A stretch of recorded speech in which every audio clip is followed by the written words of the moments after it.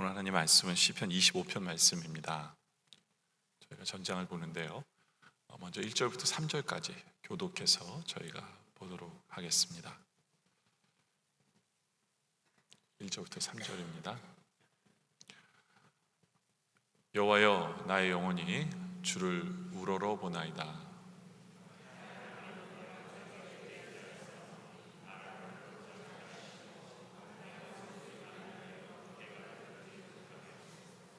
다 같이 읽습니다.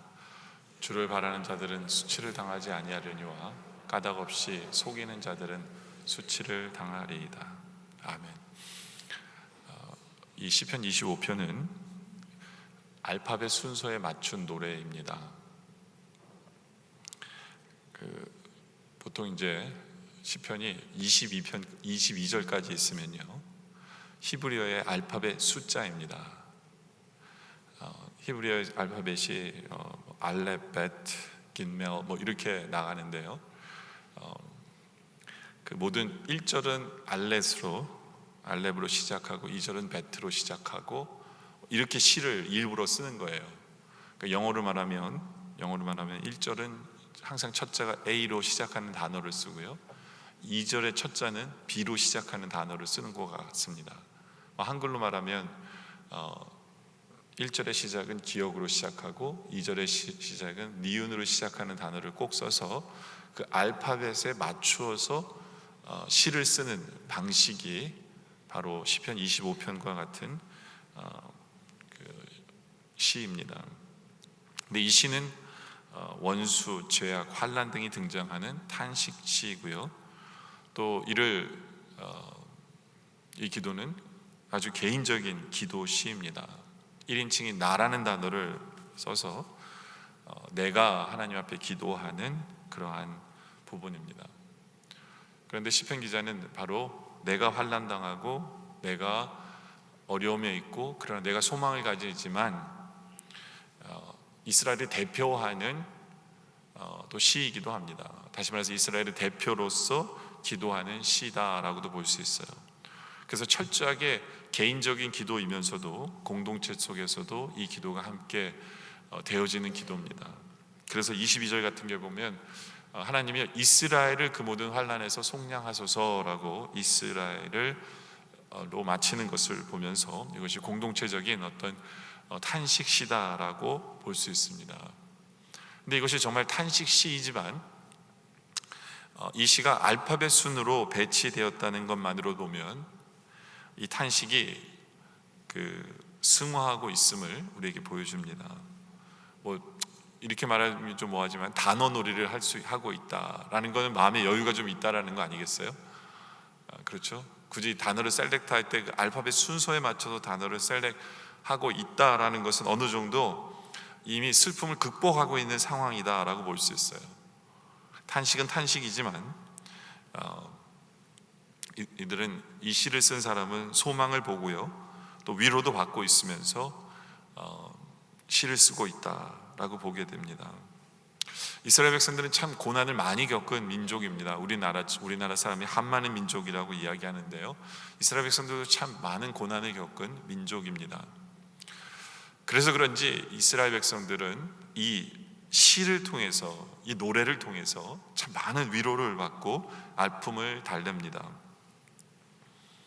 어떤 면에서 이 시편 25편 같은 경우에 보면, 그리고 다른 시에도 이런 부분들이 많은데요, 특징이 뭐냐 하면 아픔과 고통과 하소연이 많아요. 그런데 그것으로 끝이에요. 하나님은 응답해 주셔서 감사합니다, 이게 없어요. 하나님이 거기서 건지셨다라는 표현이 없어요. 시편 25편은요 이게 특징 중에 하나예요. 25편 16절에 보면 주여 나는 외롭고 괴로우니 내게 돌이키사 나에게 은혜를 베푸소서라고 자기가 얼마나 괴로운지 은혜를 베풀어 달라고 그러죠. 근데 답을 받았다는 얘기는 없어요. 17절에 보면 내 마음에 근심이 많사오니 나를 고난에서 끌어내소서라고 요청하지만 응답을 받았다는 얘기는 없어요. 그래서 마지막 절에 어떻게 끝을 냈습니까? 22절에 보면 하나님이여 이스라엘 그 모든 환난에서 속량하소서. 아직도 그 고통이 진행 중이라는 얘기예요. 아직 응답 안 하셨어요. 여전히 투쟁 중이에요. 그러나 이들은 절망하지 않고 있다라는 거죠. 왜요? 이들은 시편으로 시를 통해서 하나님께 노래하고 있기 때문에 여러분들 찬양이라는 게 그런 것 같아요. 그죠? 우리가 힘들고 어려워도 우리가 서로 함께 찬양하면, 주님께 찬양하면 힘을 얻는 것 같아요.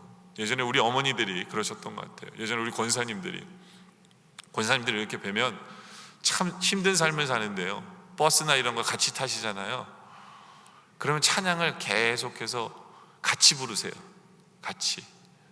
뭐 찬송가가 있는 것도 아닌데, 주 안에 있는 나에게 단 근심이 있으랴, 뭐 이런 찬송 아니면 내 진정 사모하는 친구가 되신, 그렇죠? 귀에 박히도록 이런 찬송가만 주구장창 불러대세요.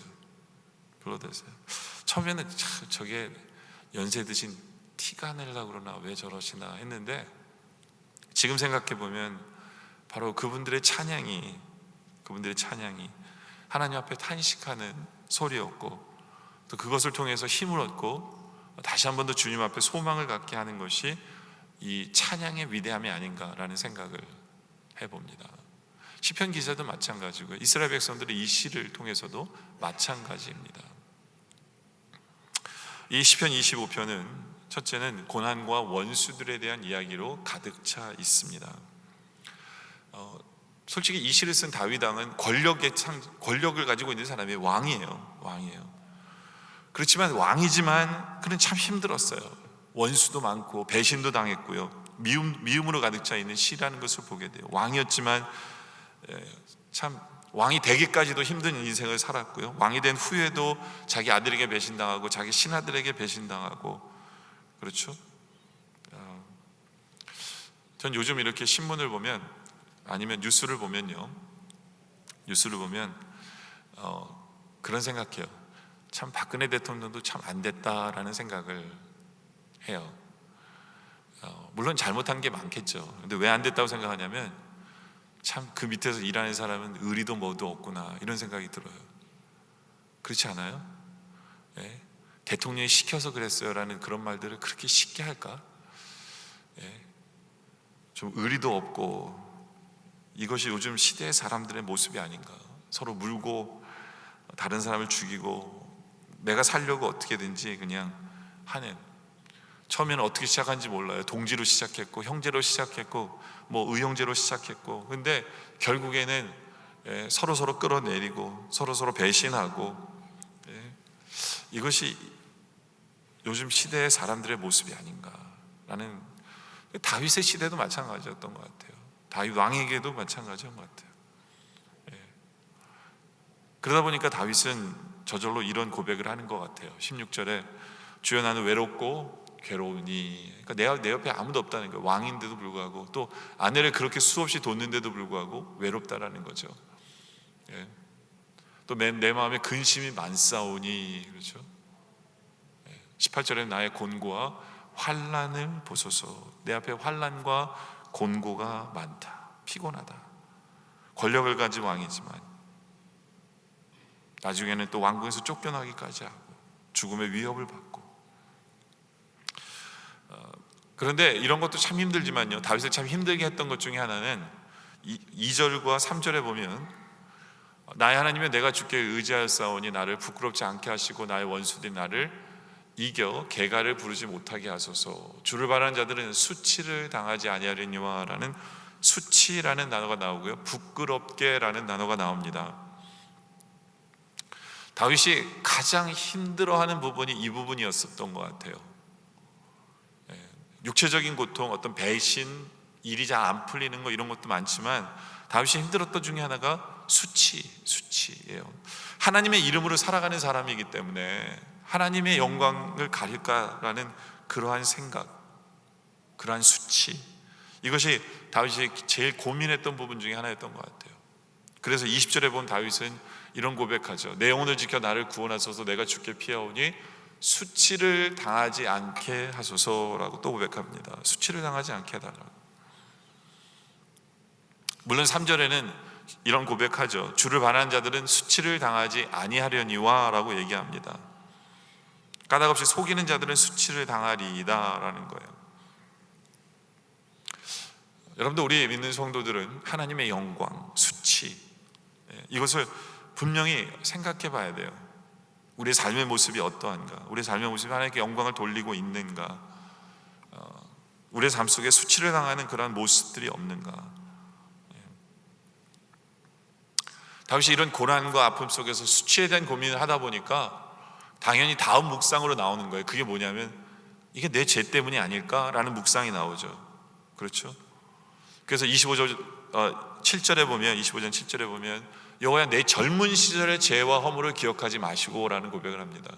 자기의 젊은 시절까지 되짚어 보면서 자신의 죄가 있는 것은 아닐까, 자기의 허물이 있는 것은 아닐까 라는 그런 고민도 해봐요. 왜냐하면 죄가 수치로 연결되는 것을 알기 때문에.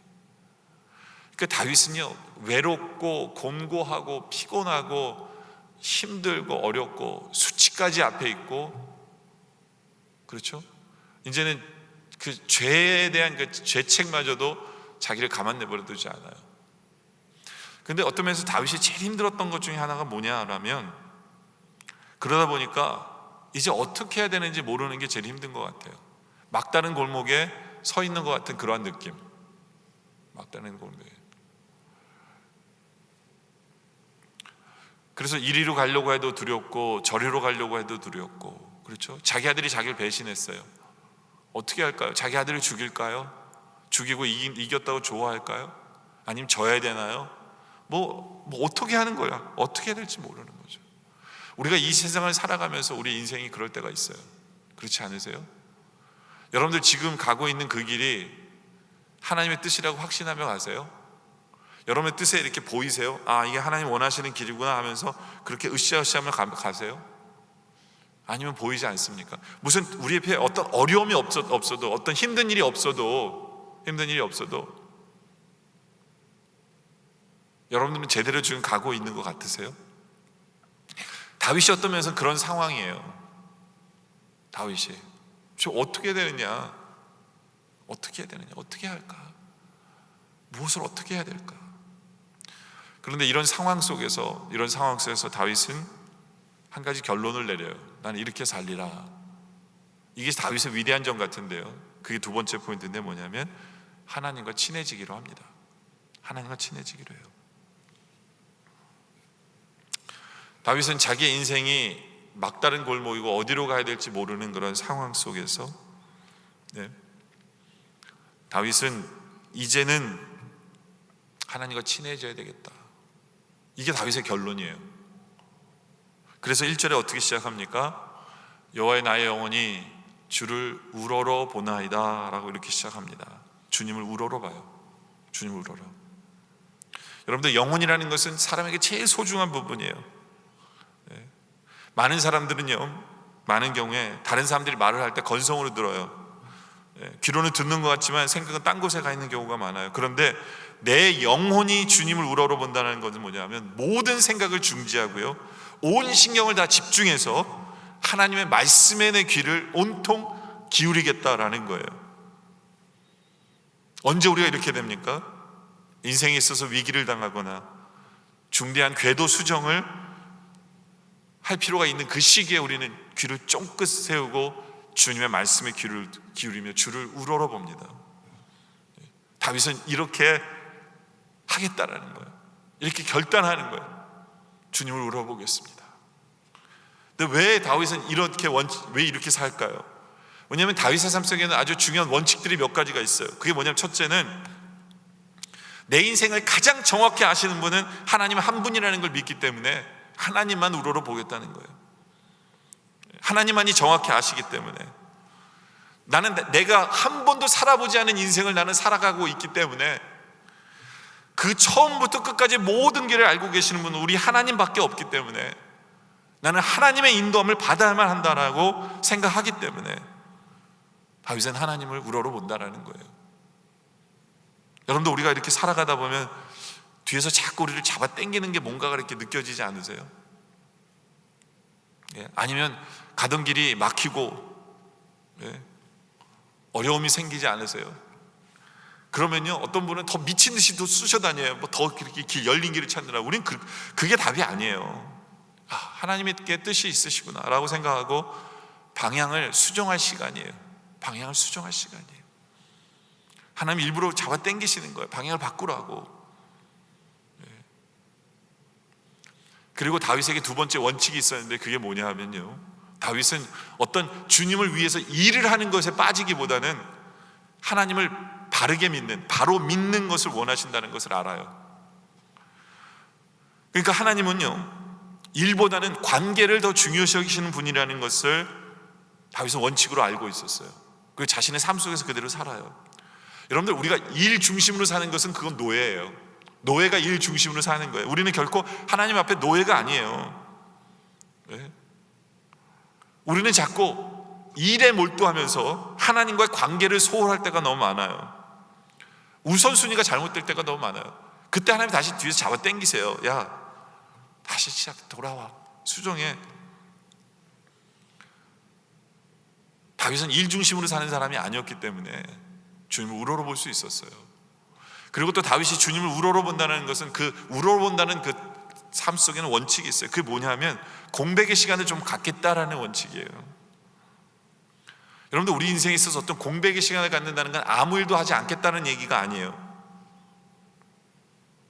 우리가 어떤 하나의 단계를 넘어갈 때 항상 공백의 시간이 필요한 것을 우리는 알아야 돼요. 어려운 고비를 당할 때도 그렇고, 어떤 삶의 수정을 할 때도 그렇고, 항상 우리에게 필요한 것은 뭐냐면 우리의 자신을 돌아볼 그 시간이에요. 돌아보는 그 시간. 그래서 지혜로운 성도는요, 개인 생활 속에서 묵상의 시간을 많이 가지려고 합니다. 그래서 할 수 있으면 조용한 시간, 어떤 조용한 방들을 찾아가서 주님과 만나는 시간을 가지려고 해요. 이것은 마치 거울을 보는 것처럼 굉장히 중요합니다. 그 중요한 그 묵상의 시간에는 하나님을 보는 시간이 되는 거예요. 하나님을 보는 시간. 하나님을 바라보면서 그동안 잊고 있었던 하나님의 모습을 보고, 그리고 나의 모습을 돌아보게 되는 거예요. 내 모습이 얼마나 추하고 부끄러운지, 참 내가 미친 사람처럼 살았구나 라는 것을 돌아보라는 거예요. 다윗은 그래서 그런 고백해요. 2절에 나의 하나님이여, 내가 주께 의지하였사오니 나를 부끄럽지 않게 하시고 나의 원수들이 나를 이겨 결과를 부르지 못하게 하소서. 자기를 돌아보면서 이게 자칫 잘못하다가 내 원수들이 내가 원수들 앞에서 부끄러운 삶을 살 수밖에 없었구나 라고 보는 거예요. 다윗은 지금 인생의 중요한 위기를 보고 있는 거예요. 내가 정말 열심히 살았다고 생각하는데 지금 돌아보면서 이게 아니다, 이게 아니다. 다윗은요, 영적인 감각이 굉장히 뛰어난 사람 같아요. 미련한 사람 같은 경우에는요, 바른 길이 아닌 줄 알면서도 끝까지 궤도 수정 안 하고 고집을 펴면서 가는 경우가 많아요. 그러면서 자꾸 감각이 둔해지고요, 될 대로 되라는 자포자기 심정으로 사는 사람들 많아요. 그러나 다윗은 그렇지 않았어요. 살아가는 동안에 어떤 영적인 브레이크가 걸리고 어떤 영적인 문제가 딱 발생한 것을 느낄 때 다윗은 과감하게 궤도를 수정하려고 하는 사람이기도 해요. 물론 다윗이 그렇게 왕인데 궤도를 수정하려고 하면 옆에 있는 사람들이 싫어할 수도 있어요. 뭐 이렇게 변덕스러운 사람이 있어, 리더가, 이렇게 얘기할 수도 있어요. 그러나 다윗에게는 어떤 그러한 비난이 중요한 게 아니에요. 다윗은 하나님이 원하시면 언제든지 궤도 수정을 할 생각이 있는 사람이죠. 그렇죠? 자기가 궤도 수정을 하면서 인기가 떨어질 수도 있어요. 어떤 면에서 다른 사람의 기대를 저버릴 수 있어요. 우리가 왜 궤도 수정을 제대로 못하냐면 나를 쳐다보고 있는 사람들 때문에, 나를 의지하고 있는 사람들 때문에, 나에게 기대하고 있는 사람들 때문에 우리는 이것이 잘못된 길이고 죄의 길이고 병들어가는 것을 알면서도 우리는 궤도 수정을 못하는 경우가 참 많아요. 그러면서 우리의 영성이 엉망으로 되어져 버리는 경우가 참 많아요. 그런데요, 우리가 하나님 앞에서 정말 솔직해야 돼요. 하나님이 원하시는 것이 무엇인가, 이거에 대한 고민과 하나님이 원하시면 언제든지 수정할 수 있어야 돼요. 나 이기고 뭐고 상관없이. 다윗은 뭔가가 지금 막혀 있어요. 뭔가가 막혀 있어요. 그럴 때 다윗은 자포자기하지 않아요. 패배주의 속에 살지도 않아요. 귀찮아하지도 않아요. 다윗은 기도하면서 하나님의 뜻을 알아요. 그러면서 3절에 주를 바라는 자들은 수치를 당하지 않는다라고 고백하면서 내가 주님을 바랍니다. 주님을 바랍니다. 내 영혼이 주님을 우러러봅니다. 우러러봅니다. 라고 다윗은 기억하는 거죠. 하나님 앞에 제가 주님을 우러러봅니다, 주를 바라봅니다 라고 고백하다 보니까 다윗이 그 다음 절로 이어지죠. 4절에 여호와여 주의 도를 내게 보이시고 주의 길을 내게 가르치소서. 항상 성도는요 다시 말씀으로 오는 거예요. 주님 어떻게 살까요? 주님 제가 어떻게 할까요? 내 길이 막혀 있는 것 같고 내가 어떻게 갈지 모릅니다. 그러나 주님을 바랍니다. 주님을 우러러봅니다. 주님 내게 말씀해 주세요. 5절에도 주의 진리로 나를 지도하시고 교훈하소서. 주는 내 구원의 하나님이시니 내가 종일 주를 기다리나이다. 주님 답 주세요. 말씀 주세요. 말씀 주세요. 그런데 우리가 이렇게 다윗처럼 하나님 앞에 주의 말씀 앞에 나올 때 조심해야 되는 부분은 분명히 있어요.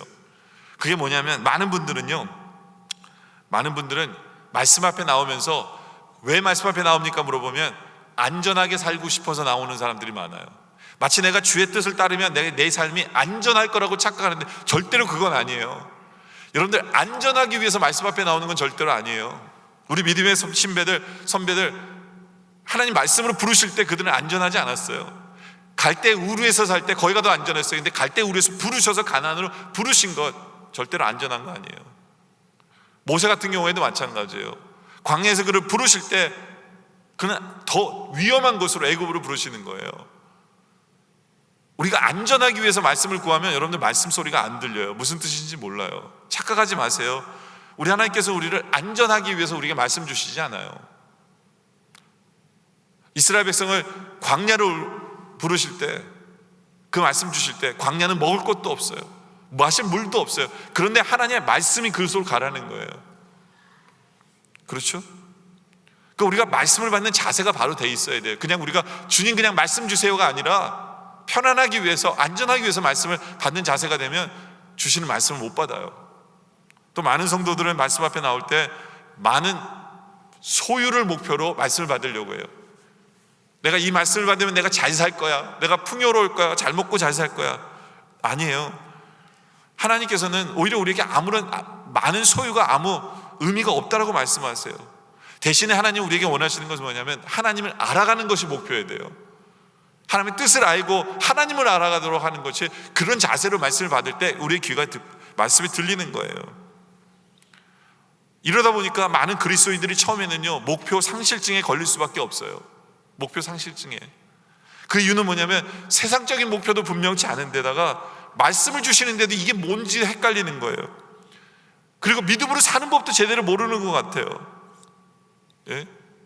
그러다 보니까 이것도 아니고 저것도 아니니까 주님이 근데 예수를 믿어요. 그러니까 마치 정신분열증에 걸릴 것 같은 그런 생각이 들 때도 있어요. 미칠 것 같은 거예요.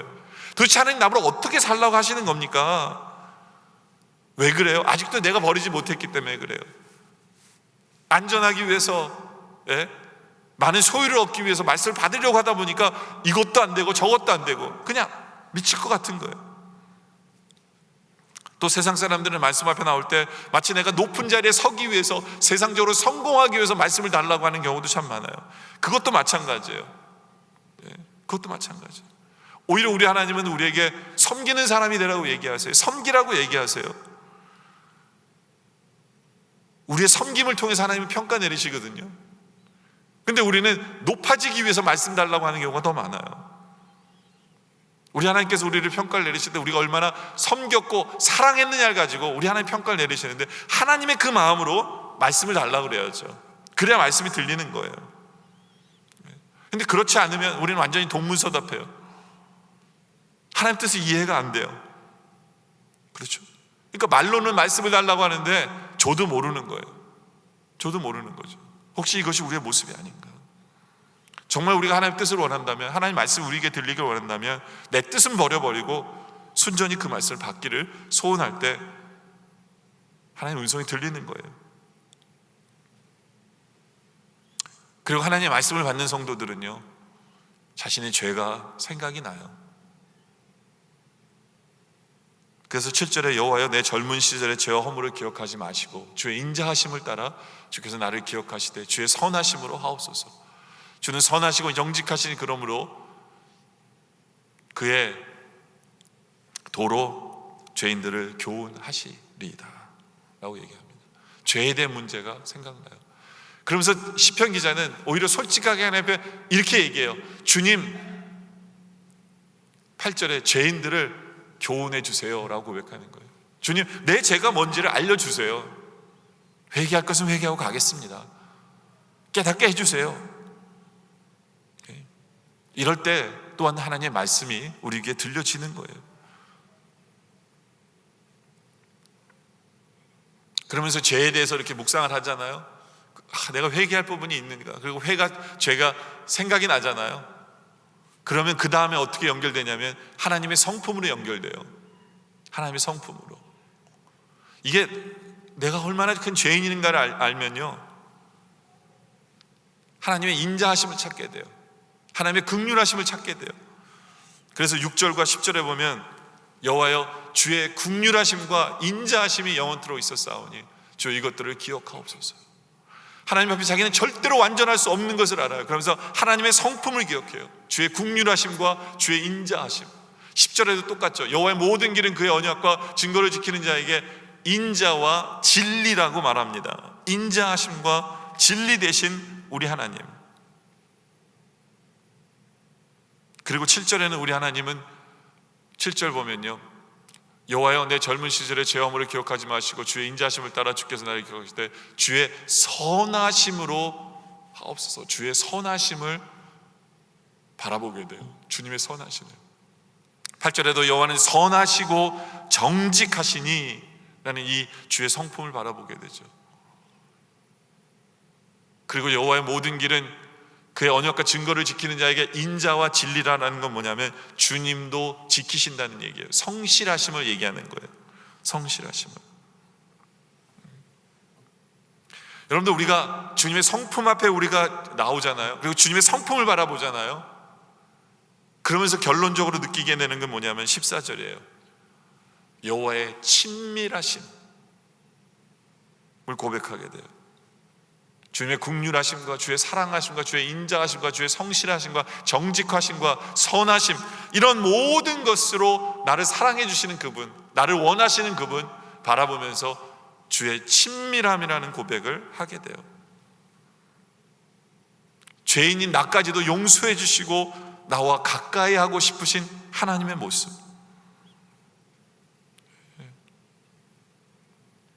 하나님과 친밀할 수 있는 것, 그것이 우리라는 걸 보게 돼요.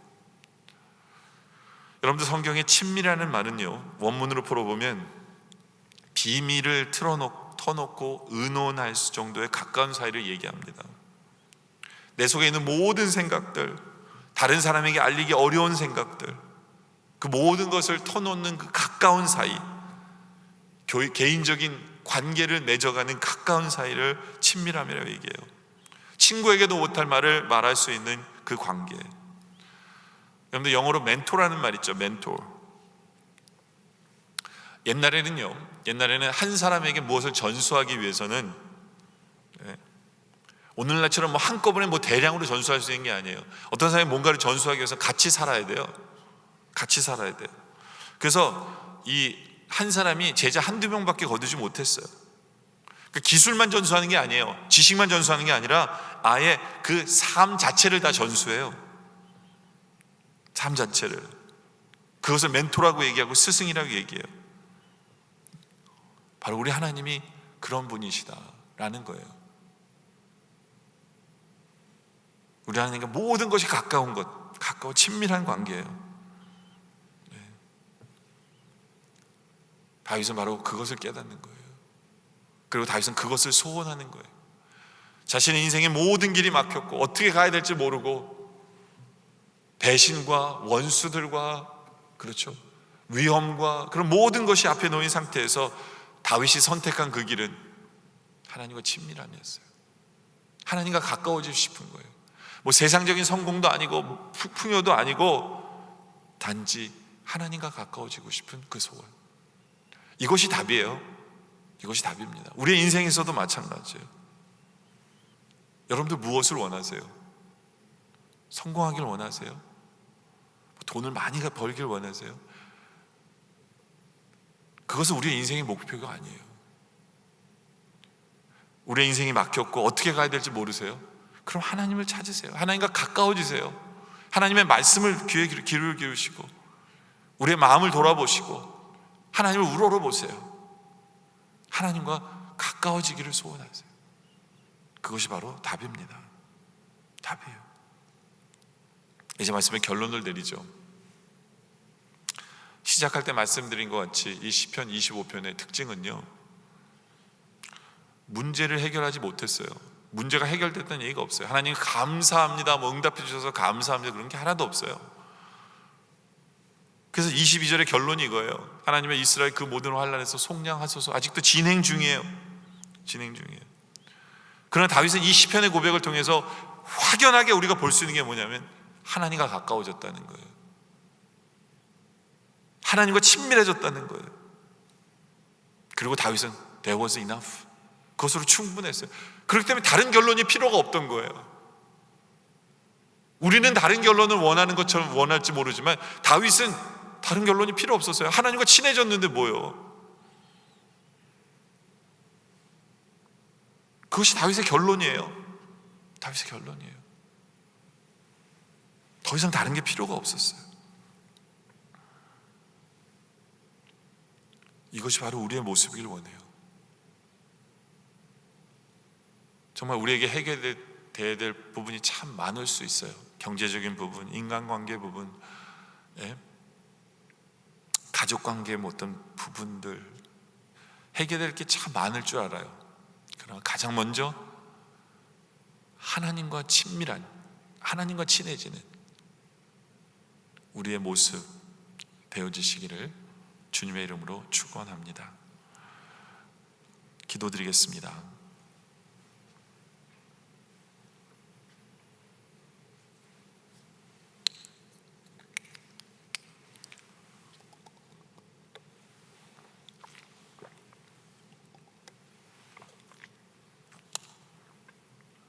아버지 하나님,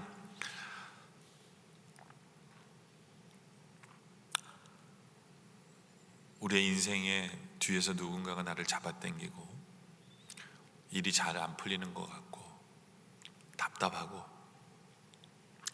또 세상을 바라보더라도 배신과 원망과 원수들과 우리를 넘어뜨려고 하는 수많은 것들이 우리 앞에 있으면서 우리가 어디로 가야 될지 모르는 이 상황 속에서 오늘 우리에게 말씀 주심에 주님 감사드립니다. 주님과 가까워지기 원합니다. 주님과 친밀하기 원합니다.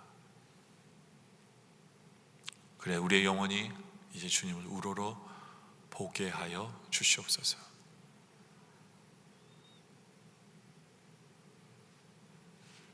우리가 주님 앞에 기도합니다. 주님, 우리에게 말씀 주세요. 어떻게 하면 돈을 벌 것인가, 어떻게 하면 성공할 것인가, 어떻게 하면 명예를 얻기 위해서의 말씀이 아니라 주님의 뜻을 알기 원해요.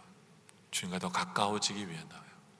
주님 원하시는 그 길을 걸어가기 원하여 이제 우리의 귀를 열고 말씀 앞에 나옵니다. 아버지 하나님, 죄를 교훈하여 주시옵소서. 죄를 깨닫게 하여 주시옵소서. 아직도 변화되지 않은 나의 모습을 지적하여 주시고 말씀해 주시옵소서. 주님의 긍휼하심 앞에, 주님의 선하신 앞에, 주의 인자하심 앞에,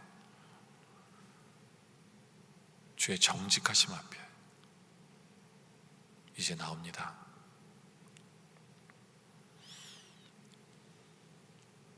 바로 그 주님을 만나고 경험함으로 말미암아 주님과 친밀해짐을 경험케 하여 주시옵소서. 우리가 원하는 것은 바로 이것입니다. 주님, 세상의 성공도 아니고 세상에서 잘 나가는 것도 아니고 주님과 가까워지기를 소원합니다. 주여, 우리와 만나 주시고 주님과 깊은 교제가 있는 우리의 모습 되게 하여 주시옵소서. 오늘 말씀에 감사드리오며 예수님의 이름으로 기도드립니다. 아멘.